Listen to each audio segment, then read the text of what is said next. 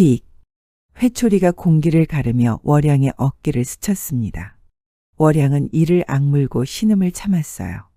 오랜 경험으로 알고 있었죠. 소리를 낼수록 혜린의 광기는 더욱 거세진다는 것을요. 혜린은 월양의 주위를 천천히 돌며 말을 이어갔습니다. 마치 먹이를 가지고 노는 고양이처럼요. 넌 왜 그렇게 곱게 생긴 거니? 천한 것이 감히. 혜린의 입가엔 미묘한 미소. 월양은 소리도 내지 못한 채 떨고 있었습니다. 그리고 바로 이 끔찍한 장면을, 두 여인의 비밀을 송두리째 뒤흔들 누군가가 몰래 지켜보고 있었습니다. 자, 이제 그날 밤으로 돌아가 야담과 이야기를 펼쳐보겠습니다. 한양 북촌 병조판서 김대감 댁이었습니다. 소슬대문 위로 들이온 느티나무 가지가 바람에 흔들렸어요.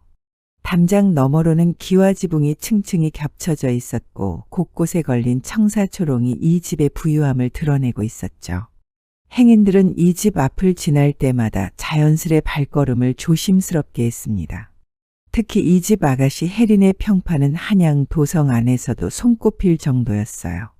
20살이 되도록 혼처를 정하지 않았던 것도 너무 많은 혼담이 들어와 고르느라 그랬다는 소문이 파다했죠. 자비롭고 현숙하며 침선이며 자수에도 능하다는 칭송이 자자했습니다. 그런데 달이 구름에 가려진 어두운 밤, 별채 깊숙한 곳에선 낮과는 전혀 다른 일이 벌어지고 있었어요. 촛불 하나만 간신히 켜진 방 안. 그림자가 춤추듯 벽에 일렁이고 있었습니다. 방 한가운데 무릎 꿇은 여인이 있었어요. 18살 된 여종 월양이었죠. 그녀의 등에는 이미 수없이 많은 상처가 새겨져 있었습니다. 오래된 것은 붉은 선으로, 새 것은 피가 맺혀 있었어요. 오늘은 몇 대나 맞고 싶니? 혜린의 목소리는 나긋나긋했지만 그 속에 담긴 차가움은 한겨울 살얼음장보다 더 시렸습니다. 그녀의 손에는 대나무 회초리가 들려 있었어요. 겉은 매끈하게 다듬어져 있었지만 그것이 살을 때릴 때 내는 소리는 공기를 가르는 칼날 같았죠. 월양이 고개를 숙인 채 떨리는 목소리로 답했습니다. 아가씨, 제발. 혜린이 월양의 턱을 잡아 올렸어요. 촛불 빛에 드러난 월양의 얼굴은 눈물 자국이 선명했지만 그 맑은 눈동자는 아직도 빛을 잃지 않고 있었습니다. 바로 그것이 혜린을 더욱 미치게 만들었죠. 휙! 회초리가 공기를 가르며 월양의 어깨를 스쳤습니다. 월양은 이를 악물고 신음을 참았어요. 오랜 경험으로 알고 있었죠. 소리를 낼수록 혜린의 광기는 더욱 거세진다는 것을요. 혜린은 월양의 주위를 천천히 돌며 말을 이어갔습니다. 마치 먹이를 가지고 노는 고양이처럼요. 넌 왜 그렇게 곱게 생긴 거니? 천한 것이 감히. 그녀의 말에는 독이 스며 있었습니다. 혜린은 회초리를 내려놓고 월양의 머리칼을 움켜잡았습니다. 내일부터 준서 도령이 자주 오실 거야. 내 할 일이 뭔지 알겠지? 월양은 고개를 끄덕였어요. 지난 10년간 이미 2명의 여종이 혜린의 질투로 목숨을 잃었습니다. 금순이도 그중 하나였죠. 겉으로는 병사했다고 했지만 사실은 혜린의 끊임없는 고문에 못 이겨 숨을 거둔 거였어요. 촛불이 바람에 흔들렸습니다. 혜린의 그림자가 벽에 크게 드리워졌다가 다시 작아졌어요. 마치 그녀 안에 있는 두 개의 얼굴을 보여주는 것 같았죠. 방문이 열리고 월양은 비틀거리며 밖으로 나왔습니다. 차가운 밤 공기가 상처 난등을 스쳤어요. 따끔거렸지만 오히려 그 차가움이 정신을 맑게 해주었습니다. 종들의 처소로 향하는 길, 월양은 문득 하늘을 올려다봤어요. 구름 사이로 별 하나가 희미하게 빛나고 있었습니다. 마치 아버지가 하늘에서 자신을 지켜보는 것 같았어요. 다음 날 새벽부터 김대감 댁은 분주했습니다. 오늘은 혼례를 앞둔 준서 도령이 3번째로 방문하는 날이었거든요. 안채에서는 상을 차리는 소리, 마당을 쓰는 소리가 정신없이 울렸습니다. 월양은 등에 통증을 꼭 참으며 물을 길어 나르고 있었어요. 그때 대문 밖에서 말발굽 소리가 들렸습니다. 준서 도령이 도착한 것이었죠. 키가 훤칠하고 얼굴이 수려한 청년이 말에서 내렸습니다. 월양은 고개를 푹 숙인 채 지나가려 했어요. 그런데 그때에 들고 있던 물동이가 미끄러지며 바닥에 떨어졌습니다. 찰방, 물이 사방으로 튀었죠. 괜찮소? 준서가 다가와 물었습니다. 월양은 깜짝 놀라 더욱 고개를 숙였어요. 그런데 준서는 직접 몸을 굽혀 깨진 동이 조각을 줍기 시작했습니다. 양반 도령이 직접 이런 일을 하다니 월양은 당황스러웠죠. 바로 그때였습니다. 혜린이 마루에서 나와 환하게 웃으며 말했어요. 어머, 도령님. 그런 건 종이 할 일이에요. 월양아, 어서 치워라. 혜린의 목소리는 다정했지만 월양을 향한 그녀의 눈빛은 차가운 칼날 같았습니다. 월양은 재빨리 조각을 주워 담고 물러났어요. 하지만 준서의 따뜻한 눈빛이 계속 머릿속에 맴돌았죠. 준서도 무언가 이상한 기운을 느꼈습니다. 혜린의 미소는 완벽했지만 왜인지 모를 차가움이 느껴졌어요. 그리고 그 여종의 눈에 서린 슬픔이 왜 그렇게 마음에 걸리는지 알 수 없었습니다. 혼례까지 보름이 남은 날이었습니다. 김대감댁 사랑채에는 비단과 예물이 가득 쌓여 있었어요. 붉은 명주, 푸른 공단, 황금빛 비단이 햇살에 반짝거렸죠. 혼례 준비는 이미 한 달 전부터 시작되었지만 준서 도령이 직접 와서 예물을 확인하는 것은 오늘이 처음이었습니다. 준서는 사랑채 마루에 앉아 혜린과 함께 예물을 살펴보고 있었어요. 그런데 자꾸만 눈길이 다른 곳으로 향했습니다. 마당 건너편 월양이 빨래를 널고 있었거든요. 햇살이 그녀의 검은 머리를 비추자 마치 비단결처럼 윤기가 흘렀습니다. 혜린이 준서의 시선을 따라갔어요. 그녀의 눈빛이 순간 차갑게 변했다가 다시 온화해졌죠. 월양이는 참 부지런해요. 제가 어릴 때부터 함께 자란 아이랍니다. 혜린의 목소리는 다정했지만 그 속에는 소유욕이 묻어 있었습니다. 준서가 고개를 돌려 혜린을 바라봤어요. 그래서 그런지 다른 종들과는 좀 다른 것 같소. 준서의 말에 혜린의 손가락이 미세하게 떨렸습니다. 하지만 곧 밝게 웃으며 말했어요. 도령님은 참 세심하시네요. 월양아, 이리 와서 차를 대령해라. 월양이 고개를 숙이고 다가왔습니다. 손에는 은쟁반이 들려 있었고 그 위엔 청자 찻잔이 놓여 있었어요. 차를 따르는 월양의 손목에 붉은 자국이 보였습니다. 어제 밤 혜린이 꽉 잡았던 흔적이었죠. 준서는 그것을 놓치지 않았어요. 마음 한구석이 불편해졌습니다. 그런데 혜린이 갑자기 월양의 어깨를 다정하게 쓰다듬었어요. 월양이 손목이 왜 이래? 또 일하다 다쳤구나. 그 순간 월양의 몸이 미세하게 굳었습니다. 혜린의 손길이 뱀처럼 차갑게 느껴졌거든요. 하지만 준서 앞이라 아무 말도 할 수 없었죠. 준서는 두 사람을 번갈아 보며 무언가 이상함을 느꼈습니다. 혜린의 행동은 분명 다정했지만 월양의 반응은 마치 두려워하는 것 같았어요. 차를 다 따른 월양이 물러나려 하자 준서가 말했습니다. 잠깐만요. 월양이 놀라 발걸음을 멈췄어요. 혜린의 얼굴에도 긴장이 스쳤죠. 차가 참 향긋하구려. 누가 만든 것이요? 준서의 질문에 혜린이 먼저 대답했습니다. 월양이가 차를 잘 우려요. 제가 직접 가르쳤거든요. 하지만 준서는 월양을 바라보며 대답을 기다렸어요. 월양이 작은 목소리로 말했습니다. 소녀가 만들었사옵니다. 준서가 차를 한 모금 마시더니 감탄했습니다. 이 차, 특별한 약재 향이 나는구려. 보통 차와는 다르오. 혜린이 재빨리 끼어들었어요. 그냥 평범한 차예요. 월양아, 이제 가봐라. 혜린의 목소리가 차가워졌습니다. 월양은 서둘러 고개를 숙이고 물러났어요. 그런데 월양이 쟁반을 들고 돌아서는 순간 작게 중얼거리는 소리가 준서의 귀에 들렸습니다. 감초 3푼, 대추 2개, 생강 반 조각. 약재 배합을 외우는 듯한 그 모습이 준서에게는 너무나 익숙했어요. 어린 시절 자신을 치료해준 최 의원도 늘 그렇게 약재를 세며 다리곤 했거든요. 게다가 그 배합법도 최 의원만의 독특한 처방이었죠. 준서는 놀란 눈으로 월양의 뒷모습을 바라봤지만 아무 말도 하지 않았습니다. 혜린이 곁에 있었으니까요. 날이 저물어갈 무렵 준서는 혼례 예물을 모두 확인하고 일어섰습니다. 김대감이 직접 나와 배웅했어요. 준서 도령, 우리 혜린이를 잘 부탁하네. 김대감의 목소리는 위엄이 있었지만 그 속엔 욕심이 가득했습니다. 준서의 아버지가 한양에서 손꼽히는 부자였거든요. 게다가 준서는 과거의 급제의 벼슬길에 오를 제목이었죠. 준서가 대문을 나서려는데 우물가에서 물을 깃던 월양과 마주쳤습니다.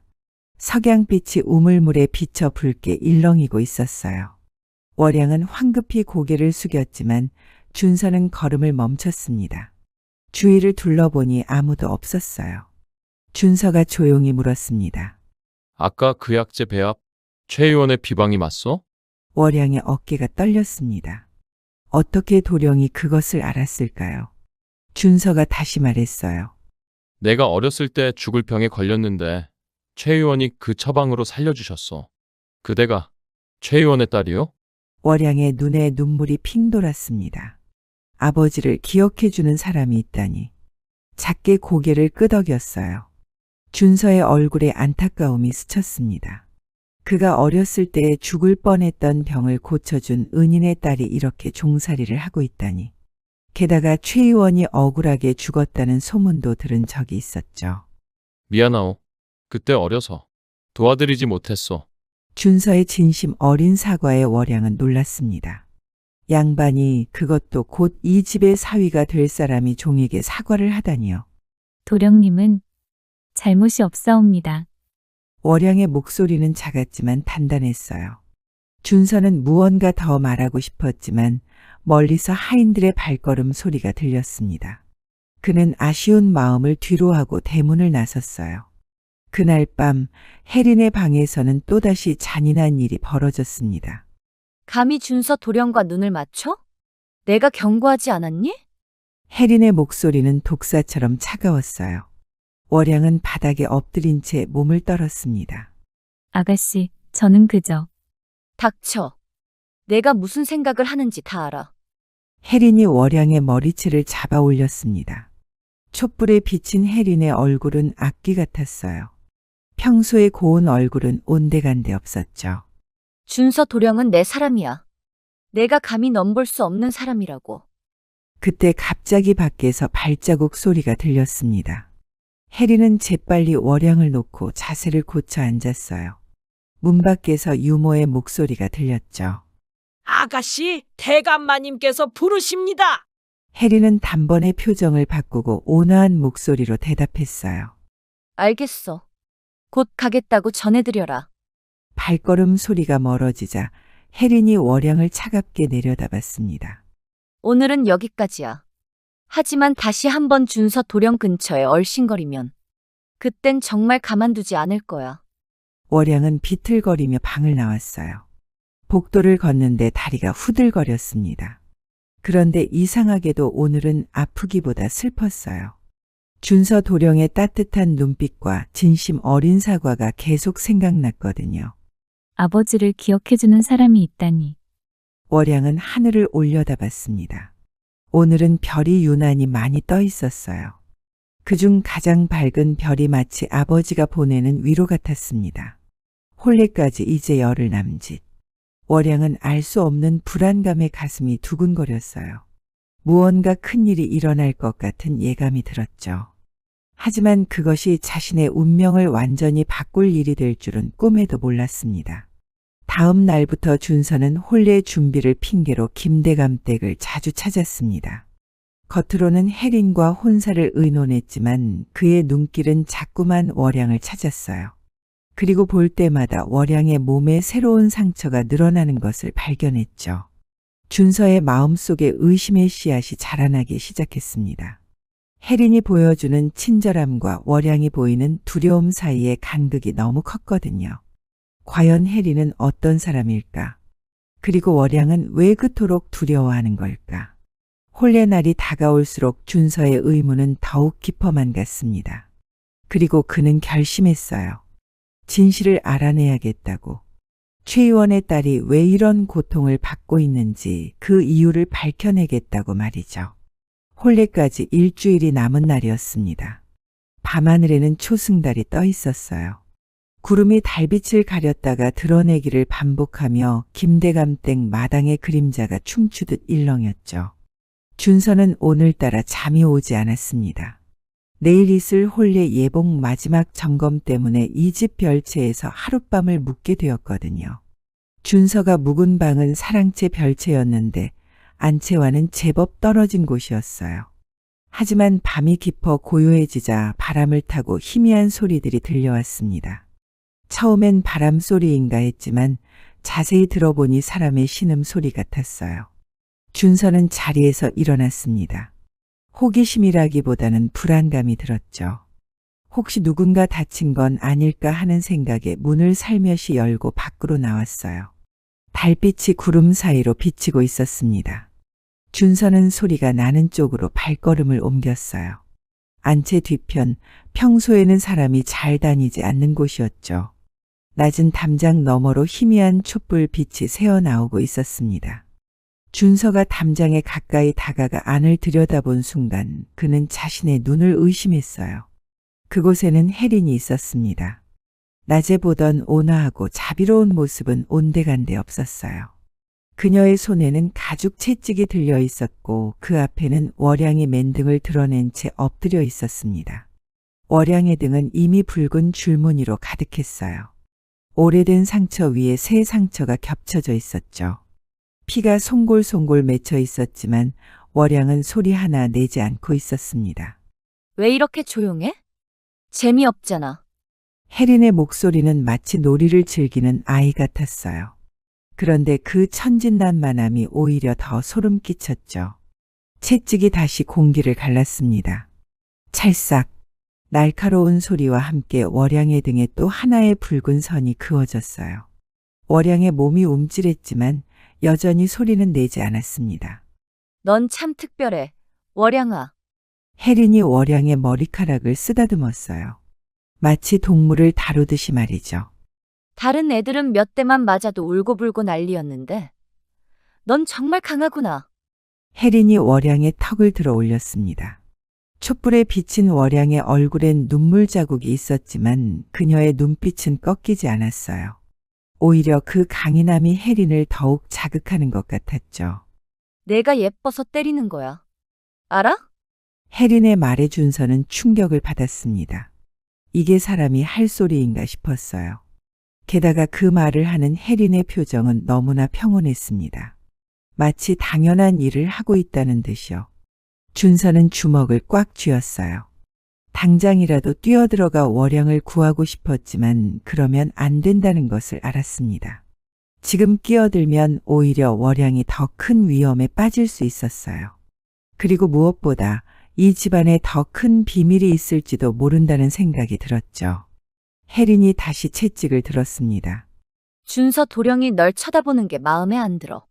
왜 하필 너야? 넌 그냥 더러운 종년인데.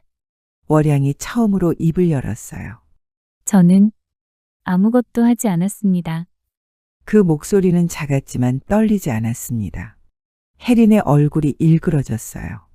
아무것도 안 했다고? 내 존재 자체가 죄야. 휙! 채찍이 또다시 월양의 등을 때렸습니다.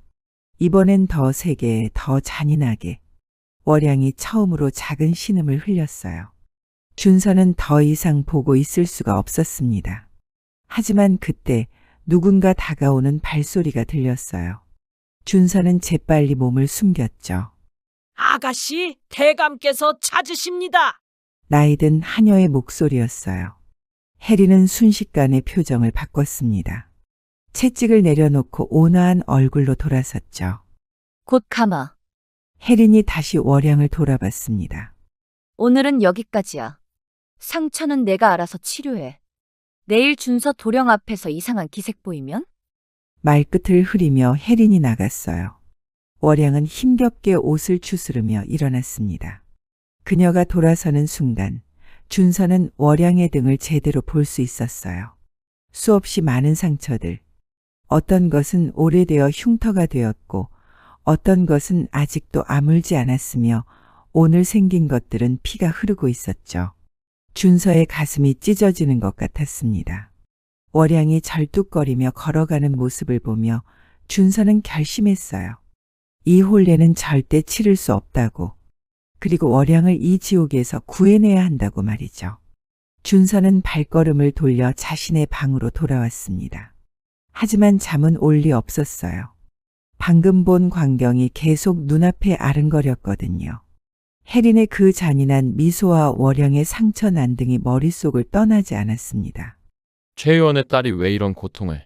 준서는 이제 알 것 같았어요. 김대감이 최 의원을 죽인 것도 월양을 종으로 삼은 것도 모두 계획된 일이었다는 것을요. 그리고 혜린은 그 잔인함을 고스란히 물려받은 것이었죠. 새벽녘이 되어서야 준서는 잠깐 눈을 붙였습니다. 그리고 꿈을 꾸었어요. 어린 시절 죽을 병에 걸렸을 때의 꿈이었죠. 최 의원이 밤낮으로 자신을 돌봐주던 모습, 그 따뜻한 손길, 그리고 완쾌했을 때 최 의원이 보여준 환한 미소까지. 최 의원님, 제가 따님을 꼭 구해드리겠습니다. 준서는 마음속으로 다짐했어요. 다음 날 아침 준서는 평소처럼 행동했습니다. 혜린 앞에서 아무것도 모르는 척 혼례를 기다리는 신랑의 모습을 연기했어요. 하지만 그의 눈은 계속 월양을 찾았고 월양이 고통을 숨기며 일하는 모습을 지켜봤습니다. 점심 무렵 혜린이 준서에게 다정하게 말했어요. 도령님, 혼례 복이 정말 잘 어울리세요. 과찬이요, 아가씨. 준서가 웃으며 대답했지만 속으로는 역겨움이 치밀었습니다. 어떻게 저런 악마 같은 마음을 가지고도 이렇게 천사처럼 웃을 수 있을까요?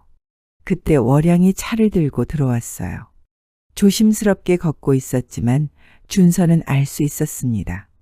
어젯밤의 상처 때문에 고통스러워한다는 것을요. 혜린이 월양을 보며 말했습니다. 월양아, 오늘 좀 힘들어 보이네? 어제 잠을 못 잤니? 그 물음에는 경고가 담겨 있었어요. 월양은 고개를 숙이며 대답했습니다. 아니옵니다, 아가씨. 준서는 이를 악물었습니다. 당장이라도 진실을 폭로하고 싶었지만 아직은 때가 아니었어요. 더 확실한 증거가 필요했고 무엇보다 월양을 안전하게 구해낼 방법을 찾아야 했습니다. 하지만 준서는 몰랐어요. 혜린이 이미 준서의 마음을 눈치채기 시작했다는 것을요. 그리고 그녀가 얼마나 무서운 일을 계획하고 있는지도 말이죠. 혼례까지 이제 일주일. 시간이 얼마 남지 않았습니다. 준서는 반드시 그 전에 월양을 구해내야 했어요. 하지만 어떻게? 그것이 문제였습니다. 혼례까지 닷새가 남은 밤이었습니다. 준서는 별채에서 잠을 이루지 못하고 있었어요. 사흘 전 목격한 그 끔찍한 광경이 계속 머릿속에 맴돌았죠. 오늘도 혜린은 낮에는 천사 같은 미소를 지으며 혼례 준비를 했지만 준서는 이제 그 미소 뒤에 숨겨진 악마의 얼굴을 알고 있었습니다. 자정이 가까워질 무렵 준서는 약상자를 들고 조용히 방을 나섰어요. 낮에 구한 고약과 상처 치료제가 가득 들어 있었죠. 몰래 살펴본 결과 월양이 우물가 근처 작은 창고에서 늦은 밤 홀로 상처를 치료한다는 것을 알아냈거든요. 달빛이 구름에 가려 어두운 밤이었습니다. 준서는 발소리를 죽이며 창고로 향했어요. 문틈으로 희미한 촛불 빛이 새어나오고 있었죠. 준서가 조심스럽게 문을 두드렸습니다. 안에서 놀란 기척이 들렸어요. 잠시 후 월양에 떨리는 목소리가 들렸습니다. 누구시옵니까? 준서요. 해를 끼치려는 것이 아니니 문을 열어주시오. 긴 침묵이 흘렀습니다. 그러다 천천히 문이 열렸어요. 월양이 놀란 눈으로 준서를 올려다봤습니다. 그녀는 상의를 걸치고 있었지만 어깨 너머로 보이는 상처들이 준서의 가슴을 아프게 했어요. 준서가 약상자를 들어 보이며 말했습니다. 도와드리려 왔소. 월양의 눈에 눈물이 고였습니다. 하지만 고개를 저으며 뒤로 물러섰어요. 안 됩니다. 도령님께서는 곧 이 집의 사위가 되실 분인데. 그래서 더욱 도와야 하는 것 아니오? 최 의원께서 나를 살려주셨듯이. 준서의 단호한 목소리에 월양은 더 이상 거절하지 못했습니다. 준서는 창고 안으로 들어갔어요. 좁고 춥고 어두운 곳이었죠. 이런 곳에서 홀로 상처를 치료해 왔다니 준서의 마음이 더욱 아팠습니다. 준서가 약상자를 열며 말했어요. 등을 보여주시오. 월양이 망설이다가 천천히 등을 돌렸습니다. 상의를 내렸을 때 준서는 숨을 삼켰어요. 상처가 생각보다 훨씬 심각했거든요. 오래된 흉터 위에 새 상처가 겹쳐져 있었고 어떤 곳은 곰기 시작했으며 어제 생긴 듯한 채찍 자국은 아직도 피가 맺혀 있었습니다. 준서는 떨리는 손으로 약을 바르기 시작했어요. 월양이 움찔거릴 때마다 준서의 마음도 함께 아팠습니다. 얼마나 오래되었어? 준서의 물음에 월양이 작게 대답했어요. 10년이 되었습니다. 10년. 8살부터 지금까지 이 고통을 견뎌왔다는 말이었습니다. 준서는 울분을 삼키며 조심스럽게 약을 발랐어요. 왜 아무에게도 말하지 않았어? 월양이 쓴웃음을 지었습니다. 누구에게 말한단 말입니까? 김대감이 제 아버지를 죽인 사람인데요. 준서가 손을 멈췄습니다. 월양이 천천히 말을 이어갔어요. 10년 전 한양에 큰 전염병이 돌았습니다. 김대감은 이 기회를 노려 관아의 약재를 빼돌려 비싼 값에 팔려고 했어요. 하지만 월양의 아버지 최 의원이 이를 알아차렸죠.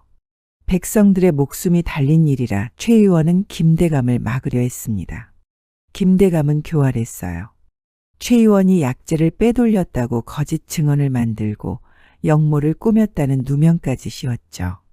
그렇게 최 의원은 하루아침에 역적이 되어 참수당했습니다. 재산은 모두 몰수당했고 8살이었던 월양은 김대감 댁의 종이 되었어요. 대감은 절 죽이지 않았어요. 평생 고통받으며 살게 하는 것이 더 잔인한 복수라 생각했나 봅니다. 월양의 목소리는 담담했지만 그 속에는 깊은 슬픔이 묻어 있었어요. 준서가 물었습니다. 혜린 아가씨는 왜 그렇게 잔인한 거요? 월양이 한숨을 내쉬었어요. 아가씨는 어려서부터 그랬습니다. 예쁜 것을 보면 부수고 싶어 하고 약한 것을 보면 괴롭히고 싶어 했어요. 대감께서는 그런 딸을 귀여워하셨죠. 잔인함을 강함으로 착각하셨던 것 같습니다. 준서는 상처 치료를 마치고 붕대를 감아주었어요. 월양이 말을 이어갔습니다. 저 말고도 3명이 더 있었어요. 모두 아가씨 손에 죽었습니다. 준서가 놀라 물었어요. 죽었다고요? 월양이 고개를 끄덕였습니다. 첫 번째는 순이였어요. 15살이었죠. 손님이 순이가 예쁘다고 한마디 했다가 그날 밤 아가씨가 뜨거운 인두로 견디지 못하고 사흘 만에 숨을 거뒀습니다. 준서의 손이 떨렸어요. 월양이 계속 말했습니다. 두 번째는 연이었어요. 16살이었는데 아가씨보다 자수를 잘 놓았거든요. 아가씨가 연이의 손가락을 하나씩. 결국 상처가 곪아서 죽었습니다. 준서는 주먹을 꽉 쥐었어요. 이런 악마가 세상에 있다니. 세 번째는 작년에 죽은 금순이었어요. 17살이었죠. 어떤 도령이 금순이를 쳐다봤다는 이유로 매일 밤 채찍질을 했습니다. 한 달을 버티다가 결국 월양의 목소리가 떨렸어요. 눈물이 볼을 타고 흘러내렸습니다. 모두 병으로 죽었다고 했어요. 아무도 진실을 몰랐죠. 아니, 알면서도 모른 척했겠죠. 준서가 월양의 어깨를 잡았습니다. 이제 그만 참으시오. 내가 구해드리겠소. 월양이 놀란 눈으로 준서를 바라봤어요. 도령님, 그러시면 안 됩니다. 도령님도 위험해지실 거예요. 준서가 단호하게 말했습니다. 최 의원께서 나를 살려주셨소. 이제 내가 그 은혜를 갚을 차례요. 월양이 고개를 저으며 울먹였어요. 저 때문에 도령님의 인생을 망치실 순 없습니다. 하지만 준서의 결심은 확고했습니다. 그는 월양의 눈을 똑바로 바라보며 말했어요. 나는 악마와 혼인할 수 없소. 그리고 최 의원의 딸을 이 지옥에 둘 수도 없소. 그때 멀리서 발자국 소리가 들렸습니다. 월양이 놀라 일어났어요. 누군가 옵니다. 도령님, 어서 가셔야 해요. 준서가 약상자를 두고 가려 했지만 월양이 막았습니다. 이건 가져가세요. 제가 이런 약을 가지고 있다는 걸 알면 준서는 아쉬운 마음을 뒤로하고 창고를 나섰어요. 그런데 문을 나서며 돌아보니 월양이 흘리는 눈물이 촛불에 반짝이고 있었습니다. 그 눈물은 슬픔의 눈물이 아니었어요. 10년 만에 처음으로 누군가에게 위로받은 감사의 눈물이었죠. 준서는 발걸음을 재촉했습니다. 마음속으로 다짐했어요. 홀레날 반드시 월양을 구해내겠다고. 그리고 김대감과 혜린의 죄를 세상에 알리겠다고 말이죠. 그날 밤 창고로 갔던 사람은 다름 아닌 혜린이었어요. 그녀는 월양이 울며 약을 바르는 모습을 문틈으로 지켜보고 있었죠. 그리고 그녀의 입가에는 섬뜩한 미소가 걸려 있었습니다. 그래, 실컷 치료해. 내일은 더 재미있게 놀아줄 테니까. 혜린의 속삭임은 밤바람에 흩어졌지만 그 아기는 고스란히 남아 있었습니다. 홀례 전날 밤이었습니다. 김대감 댁은 축제 분위기로 들떠 있었어요. 곳곳에 홍등이 걸렸고 부엌에서는 밤새 음식을 장만하는 소리가 들렸죠. 내일이면 한양에서 손꼽히는 홀례가 치러질 예정이었습니다. 하객 명단에는 판서, 참판을 비롯한 고위 관료들이 즐비했어요. 사실 준서는 사흘 전 몰래 사원부를 찾아갔었습니다. 새벽 어스름한 시각, 준서는 변복을 하고 사원부 감찰 박대인의 집을 찾았어요. 박대인은 준서의 아버지와 친분이 있는 강직한 관리로 부정을 용납하지 않기로 유명했죠. 도령, 이른 새벽에 무슨 일이시오? 박대인이 의아한 표정으로 물었어요. 준서는 품에서 두꺼운 서류 뭉치를 꺼냈습니다. 그동안 몰래 모은 김대감과 혜린의 죄상이 적힌 증거들이었죠. 대인, 제가 혼례를 앞두고 있는 김대감 댁에 큰 죄악이 숨겨져 있습니다. 준서는 차분히 설명했어요. 최 의원이 억울하게 죽은 일, 월양이 10년간 받아온 고문, 그리고 혜린이 죽인 여종들의 이야기까지. 박대인의 얼굴이 점점 굳어졌습니다. 이것이 사실이라면 천인공노할 일이구려. 박대인이 증거를 살펴보며 말했어요. 하지만 김대감의 권세가 워낙 크니 신중해야 하오. 도령은 정말로 혼례를 포기할 각오가 되어 있어. 준서가 단호하게 대답했습니다. 각오되어 있습니다. 다만 혼례식 당일 많은 사람들이 보는 앞에서 진실을 밝히고 싶습니다. 박대인이 고개를 끄덕였어요. 알겠소. 내가 평복 차림으로 하객으로 참석하겠소. 만약 도령의 말이 사실이라면 그 자리에서 체포하도록 하지. 준서는 별채방에서 홀례복을 바라보고 있었습니다. 청색 비단의 화려한 도포였어요. 하지만 그에게는 마치 죄수복처럼 느껴졌죠.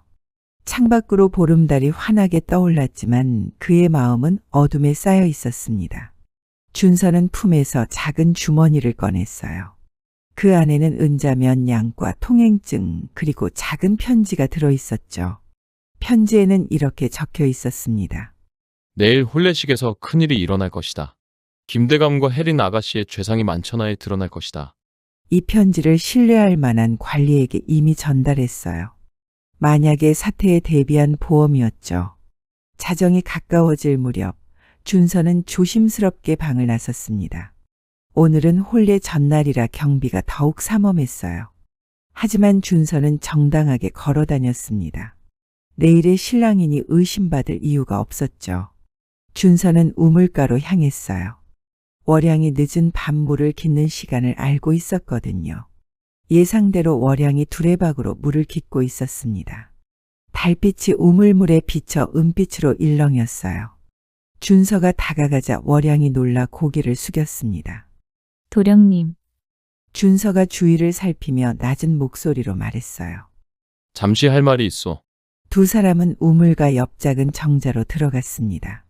달빛이 정자 안을 희미하게 비추고 있었어요. 월양의 얼굴이 창백해 보였습니다. 오늘도 혜린에게 또 당한 것 같았죠. 준서가 단도직입적으로 말했습니다. 내일 혼례식에서 당신과 함께 떠날 것이오. 월양의 눈이 크게 떠졌어요. 믿을 수 없다는 표정이었죠.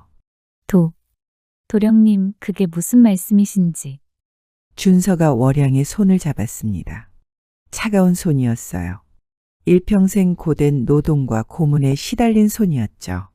내일 교배례를 올리기 직전에 모든 것을 밝히고 떠날 거예요. 당신도 함께 가시오. 월양이 황급히 손을 뺐어요. 안 됩니다. 그건 미친 짓이에요. 모든 하객들이 보는 앞에서.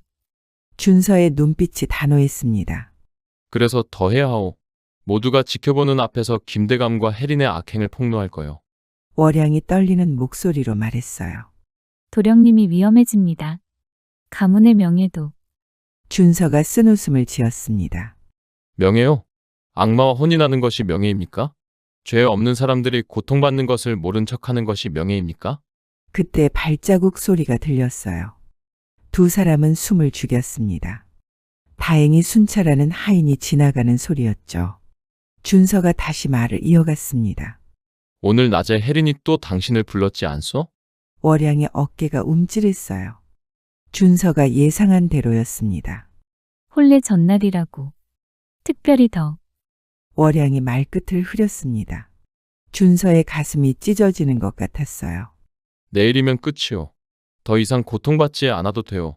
준서가 품에서 작은 주머니를 꺼내 월양에게 건넸어요. 여기 은자가 있어. 내일 혼례식이 시작되면 부엌 뒷문 근처에 있다가 내가 신호를 보내면 바로 나오시오. 월양이 주머니를 받으며 눈물을 흘렸어요. 왜 저 같은 천한종을 위해?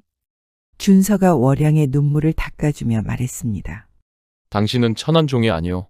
최 의원의 딸이고 나를 살려준 은인의 혈육이오. 바로 그때 누군가의 웃음소리가 들렸습니다. 두 사람이 놀라 돌아보니 정자 입구에 혜린이 서 있었어요.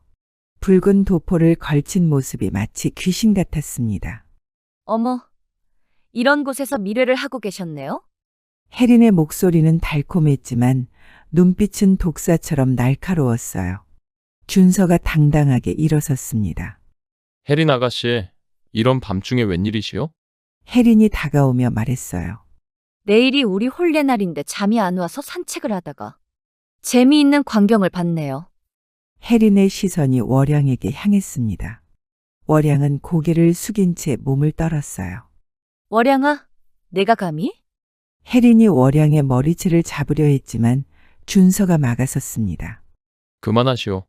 혜린이 비웃으며 말했어요. 도령님, 설마 이 천한 것에게 마음이 있으신 건 아니겠죠? 준서가 차갑게 대답했습니다. 내 마음이 어디에 있든 그것은 내일 알게 될 거요. 혜린의 얼굴이 불그락푸르락했어요.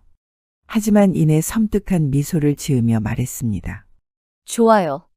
내일 보죠. 하지만 도령님, 후회하실 거예요. 혜린이 월양을 향해 말했어요. 너는 나와 함께 가자. 할 얘기가 있어. 월양이 떨며 일어서려 하자 준서가 막았습니다. 오늘은 일찍 돌아가서 쉬시오. 내일이 혼례 날이니. 혜린이 이를 갈았지만 준서의 단호한 태도에 물러섰어요. 내일이면 어차피 자신이 준서의 아내가 될 거라 생각했으니까요. 좋아요. 하지만 월양, 내일 아침 일찍 내 방으로 와. 혜린이 사라진 후 월양이 울먹이며 말했어요. 이제 다 끝났어요. 아가씨가 알아버렸으니. 준서가 월양의 어깨를 잡고 말했습니다. 아니요. 이제 시작이오. 내일 모든 것이 바뀔 거요. 준서는 월양에게 구체적인 계획을 설명했어요. 혼례식이 한창일 때 교배례 직전에 일어서서 모든 진실을 폭로할 것이라고. 그리고 그 혼란을 틈타 함께 도망칠 것이라고요. 월양은 두렵지만 준서를 믿기로 했습니다. 10년 만에 처음으로 희망이라는 것을 가져보기로 한 거예요. 그날 밤 준서는 한숨도 자지 못했습니다. 내일이면 자신의 인생이 완전히 바뀔 것이었어요. 가문의 기대를 저버리고 모든 것을 포기하고 한 여인을 구하기 위해 모든 것을 걸기로 한 것이었죠. 새벽이 밝아왔습니다. 혼례날의 아침이었어요. 하늘은 맑았고 바람은 잔잔했습니다. 완벽한 날씨였죠. 하지만 곧 거대한 폭풍이 몰아칠 것이었습니다. 준서는 혼례복을 입으며 마지막으로 다짐했어요. 최 의원님, 오늘 제가 당신의 딸을 구하겠습니다. 그리고 이 집안의 악행을 세상에 알리겠습니다. 혼례식이 시작되기 1시간 전 김대감 댁은 하객들로 북적이기 시작했습니다. 아무도 몰랐죠.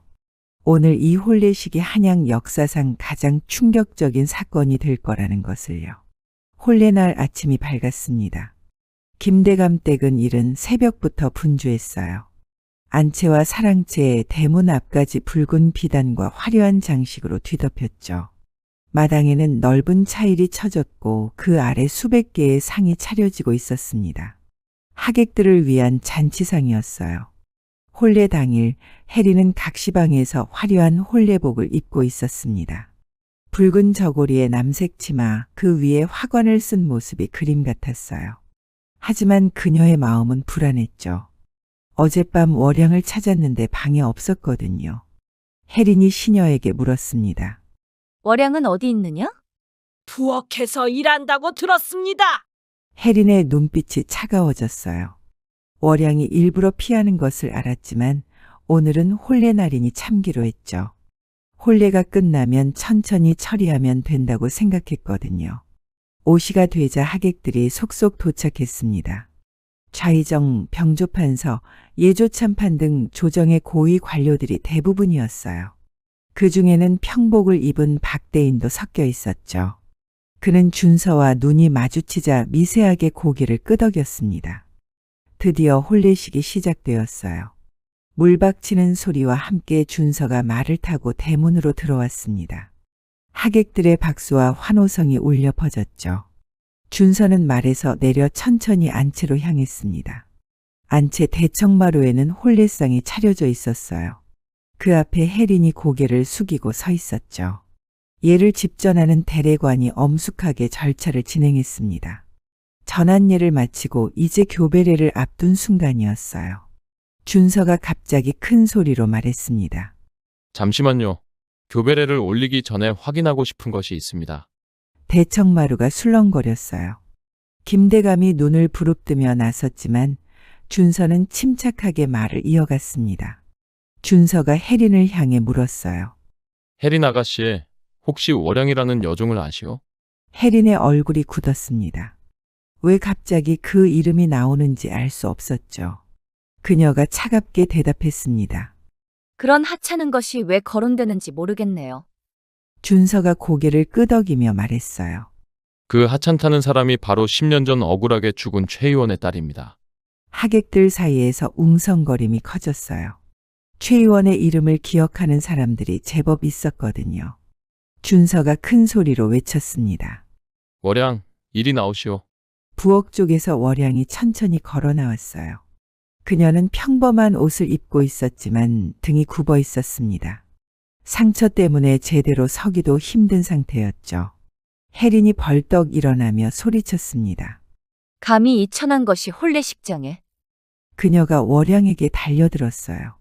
손을 들어 뺨을 때리려는 순간 준서가 막아섰습니다. 하지만 혜린은 이성을 잃은 듯 날뛰었어요. 비켜. 내 종을 내 마음대로 못하나? 혜린이 월양의 머리채를 잡아당겼습니다. 그 바람에 월양의 저고리가 찢어지며 등이 드러났어요. 수백 명의 하객들이 동시에 숨을 삼켰습니다. 월양의 등은 온통 상처투성이었거든요. 오래된 흉터와 새 상처가 뒤엉켜 있었고 어떤 곳은 아직도 피가 배어 있었습니다. 혜린이 더욱 격분해서 외쳤어요. 그래, 내가 때렸다. 내 것인데 내가 못 때리나? 이것뿐만 아니야. 순이도, 연희도, 금순이도 다 내가. 갑자기 혜린이 입을 다물었습니다. 자신이 무슨 말을 했는지 깨달은 것이었어요. 하지만 이미 늦었죠. 모든 하객들이 그녀의 고백을 들었으니까요. 바로 그때 하객 중에서 한 사람이 일어섰습니다. 평복을 입었던 사원부 감찰 박대인이었어요. 그가 품에서 관인을 꺼내들며 엄숙하게 말했습니다. 사원부 감찰이다. 방금 혜린 아가씨가 살인을 자백했으니 현행범으로 체포한다. 김대감이 새파랗게 질려 주저앉았어요. 사원부 나졸들이 어디선가 나타나 혜린을 포박했습니다. 혜린이 발악하며 소리쳤지만 소용없었죠. 그때 용기를 얻은 다른 하인들이 하나둘 나서기 시작했어요. 그들도 혜린의 잔혹함을 증언했습니다. 죽은 여종들의 가족도 있었어요. 금순이의 어머니가 울부짖으며 딸의 억울함을 호소했죠. 박대인이 김대감을 향해 말했습니다. 김대감도 딸의 악행을 알고도 방조했으니 연좌되어 조사를 받아야 할 것이오. 하객들이 황급히 자리를 떴어요. 김대감과 엮이면 화를 입을까 두려웠던 것이죠. 순식간에 잔치상은 엎어지고 혼례식장은 아수라장이 되었습니다. 준서는 혼란을 틈타 월양의 손을 잡았어요. 두 사람은 미리 준비해둔 말을 향해 뛰었습니다. 뒤에서 김대감의 고함 소리가 들렸지만 이미 그에겐 아무런 권한이 없었죠. 준서가 월양을 말에 태우려 하자 월양이 망설이며 말했습니다. 도령님, 저 때문에. 준서가 월양의 얼굴을 마주보며 말했어요. 이제 도령이 아니오. 그냥 준서라 불러주시오. 두 사람이 말을 타고 달리기 시작했습니다. 혼례복을 입은 준서와 상처 입은 월양이 나란히 말을 타고 한양 거리를 달리는 모습을 본 사람들은 놀랐어요. 하지만 곧 무슨 일이 있었는지 소문이 퍼지자 많은 이들이 박수를 보냈습니다. 남대문을 빠져나올 때 월양이 뒤를 돌아봤어요. 10년간의 악몽이 끝났다는 것이 믿기지 않았죠. 눈물이 볼을 타고 흘러내렸습니다. 이번엔 슬픔의 눈물이 아니라 해방의 눈물이었어요. 준서가 말했습니다. 이제 새로운 삶을 시작합시다. 해가 서쪽으로 기울고 있었어요. 붉은 노을이 두 사람의 앞길을 비추고 있었습니다. 멀리서 새들이 날아올랐어요. 자유를 향해 날아가는 것처럼 보였죠. 그날 밤 한양은 전대미문의 사건으로 발칵 뒤집혔습니다. 혼례날 신랑이 신부의 악행을 폭로하고 여종과 함께 도망쳤다는 소문이 삽시간에 퍼졌어요. 어떤 이들은 준서를 미쳤다고 했고 어떤 이들은 용감하다고 했습니다. 하지만 무엇보다 충격적인 것은 혜린이 여종들을 죽였다는 자백이었죠. 김대감 댁은 난장판이 되었어요. 사원부 나졸들이 집을 둘러싸고 있었고 혜린은 포박된 채 끌려갔습니다. 김대감은 넋을 잃고 주저앉아 있었죠. 하루아침에 모든 것이 무너진 것이었어요. 한편 준서와 월양은 100리쯤 떨어진 작은 주막에서 쉬고 있었어요. 준서는 혼례복을 벗고 평범한 옷으로 갈아입었습니다. 월양의 상처를 치료하며 그는 생각했어요. 모든 것을 버렸지만 후회는 없다고. 오히려 이제야 진짜 삶을 시작하는 것 같다고요. 월양이 처음으로 편안하게 웃었습니다. 10년 만에 처음으로 내일이 두렵지 않았어요. 준서도 따라 웃었습니다. 두 사람의 웃음소리가 주막에 조용히 울려 퍼졌죠. 밖에서는 별이 하나둘 떠오르고 있었습니다. 그중 가장 밝은 별이 반짝였어요. 월양은 그것을 보며 생각했습니다. 아버지가 하늘에서 지켜보고 계신다고 이제야 딸이 행복해졌다고 안심하실 거라고요. 준서와 월양이 한양을 떠난 지 사흘째 되는 날이었습니다. 김대감 댁은 초상집처럼 조용했어요. 화려했던 혼례 장식은 모두 치워졌고 하인들은 숨소리도 내지 못하고 있었죠. 김대감은 사랑채에 틀어박혀 있었습니다. 그의 얼굴은 사흘 만에 10년은 늙은 것 같았어요. 사원부의 조사는 철저했습니다. 박대인이 이끄는 조사관들이 집안 곳곳을 뒤졌어요. 혜린의 방에서는 끔찍한 증거들이 나왔죠. 피가 묻은 채찍, 고문 도구들, 그리고 혜린이 쓴 일기장까지. 일기장에는 여종들을 고문하며 느낀 쾌감이 자세히 적혀 있었습니다. 더 충격적인 것은 김대감의 비리였어요. 장부를 조사하니 10년간 관아의 곡식을 빼돌린 기록이 나왔고 최 의원을 모함하기 위해 거짓 증인을 매수한 증거도 발견되었죠. 백성들의 땅을 헐값에 빼앗은 문서도 수북이 쌓여 있었습니다. 박대인이 김대감 앞에 증거를 들이밀며 말했습니다. 이것이 대감께서 쌓은 부와 권세의 실체요. 백성의 피와 눈물로 세운 것이었구려. 김대감은 변명도 하지 못했어요. 증거가 너무나 명백했거든요. 그는 고개를 떨구고 한숨만 내쉬었습니다. 한편 감옥에 갇힌 혜린은 날이 갈수록 이상해졌습니다. 처음엔 고함을 지르고 난동을 부렸지만 며칠이 지나자 혼자 중얼거리기 시작했어요. 순아, 연아, 금순아. 왜 날 보고 있니? 혜린이 허공을 향해 소리쳤어요. 죽은 여종들의 환영이 보인다며 울부짖었죠. 옥졸들도 그녀를 무서워했습니다. 일주일 후 조정에서 판결이 내려졌습니다. 김대감은 모든 관직을 박탈당하고 제주도로 유배형을 받았어요. 재산은 모두 몰수되어 국고로 환수되었죠. 그중 일부는 피해를 입은 백성들에게 돌려졌습니다. 한때 권세를 자랑하던 그는 하루아침에 죄인이 되어 먼 섬으로 쫓겨났습니다. 김대감이 유배 가는 날 한양 백성들이 거리에 늘어서서 구경했어요. 누군가 외쳤습니다. 최 의원의 원수가 갚아졌다. 백성들이 환호했어요. 김대감은 고개를 들 수 없었습니다. 죄수복을 입고 수레에 실려가는 그의 모습은 초라하기 그지없었죠. 혜리는 살인죄로 사형을 받을 뻔했지만 정신이 온전하지 않다는 이유로 감형되었어요. 대신 한양 변두리의 작은 초가에 유폐되었습니다. 평생 감시를 받으며 살아야 한다는 판결이었죠. 혜린이 유폐되는 날 그녀는 계속 횡설수설했어요. 월양아, 어디 있니? 내가 잘못했어.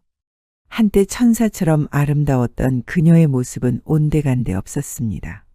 머리는 헝클어지고 얼굴은 수척해져 있었죠. 더욱 놀라운 일이 벌어졌습니다. 사원부 조사 과정에서 최 의원의 진짜 공적이 드러난 것이었어요. 10년 전 전염병이 돌 때 최 의원이 구한 사람 중에는 현재 좌의정의 아들도 있었던 거죠. 좌의정이 직접 나서서 상소를 올렸습니다. 최 의원은 역적이 아니라 의로운 의원이었습니다. 그의 명예를 회복시켜야 합니다. 임금께서 윤허하셨어요. 최 의원의 역적 누명이 벗겨지고 정삼품 통정대부의 품계가 추서되었습니다. 한양 남산 자락에는 최 의원을 기리는 비석이 세워지기로 했죠. 소식이 퍼지자 한양이 들썩였어요. 10년 전 최 의원에게 목숨을 구한 백성들이 하나둘 나타났습니다. 그들은 눈물을 흘리며 최 의원의 은혜를 증언했어요. 최 의원님은 돈 한 푼 받지 않고 우리 아이를 살려주셨어요. 밤새 환자를 돌보시던 그분이 역적이라니 우린 믿지 않았습니다. 백성들의 증언이 쏟아졌습니다. 이제야 진실이 밝혀진 것이었어요. 한 달이 지났을 무렵 김대감의 집은 완전히 몰락했습니다. 대문은 봉인되었고 하인들은 뿔뿔이 흩어졌어요. 한때 한양에서 가장 화려했던 저택은 텅 빈 폐가가 되었죠. 마을 사람들은 그 집 앞을 지날 때마다 혀를 찼습니다. 욕심이 부른 화로구나. 악한 일을 하면 결국 이렇게 되는 거야. 어떤 노인이 말했어요. 최 의원이 살아계셨다면 기뻐하셨을 거야.